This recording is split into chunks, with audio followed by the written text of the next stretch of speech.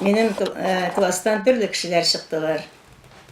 Шушы бигрәк тә сөйләсем килә Ягәфәров Рәшит турында.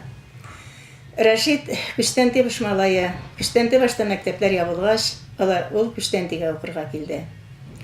Бик таза гәүдәле малай иде, төскә биткә матур, бик акыллы, бик җигәрле.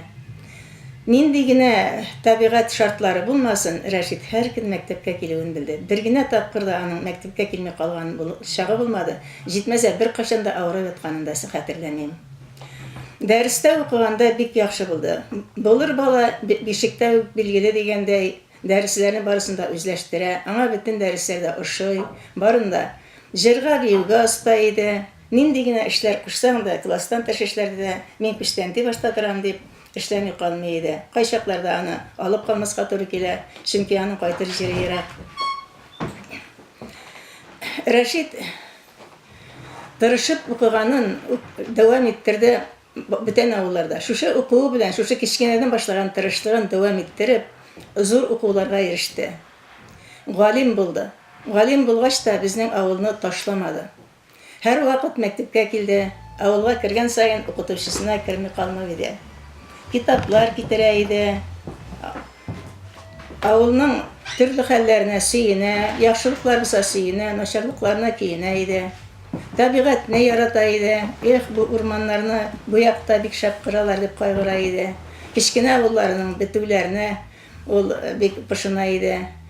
Үзе исән чагында авыллары беткәч тә берничә еллар күчтән тибаш урынына барып сабантуй ясап йөрдек. Рәшит тә шунда йөрде. Бик сөенә иде, сабантуйлар ясарга кайта иде.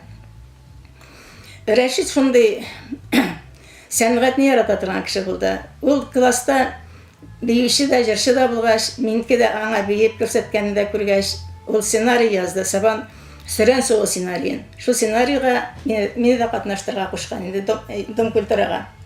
Мине чакыртып алдылар да, шунда мин аның сценарийында катнашып йөрдем. Шушы Рәшитнең язган сценарий буенча Казанга 3 тапкыр барып, Казан сәхнәләрендә биюгә ирештем. Рәшит мине шулай күтәрде. Үзе генә галим булып калмады ул. Мине дә укытучысын да кеше арага күтәрде. Менә минем укытучым дип, Казаннарда язучыларга күрсәтеп мактана торган гадәте бар иде. Мин ялсам да шундый ул гади кеше иде. Минем укытучым шундый гына карт, җаматай дип тормады. Барыбер мине кеше арага күрсәтергә теләде.